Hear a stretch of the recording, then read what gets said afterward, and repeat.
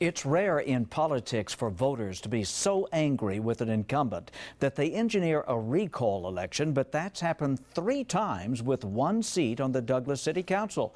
Not in Your Side's Craig Smith is just back from Douglas with a look at the race for City Council Ward 2 in tonight's project Red, White and Blue.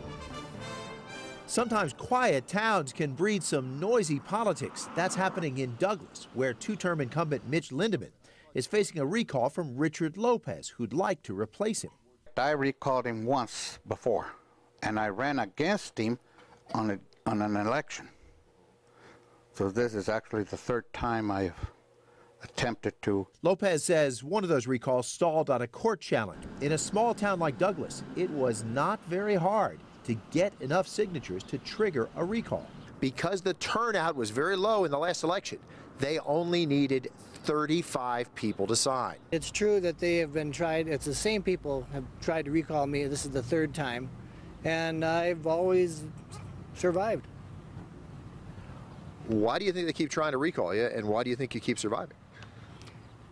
Well, I think it's basically because the individual who is my opponent in this recall, I've defeated him twice previously, and so I think that speaks for itself. Transparency is not there.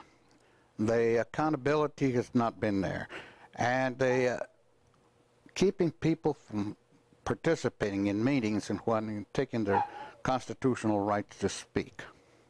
How has that happened? It's happened at meetings, and I was personally cut off.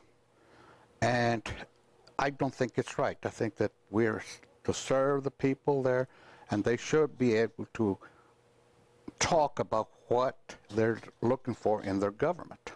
Lindeman says as vice mayor, he was trying to restore order to a meeting that had gone off track into personal attacks. And while the 1-vote margin in the last election gives Richard Lopez confidence he'll win this time, Mitch Lindeman says he's confident he'll survive his 3rd recall with a more comfortable margin.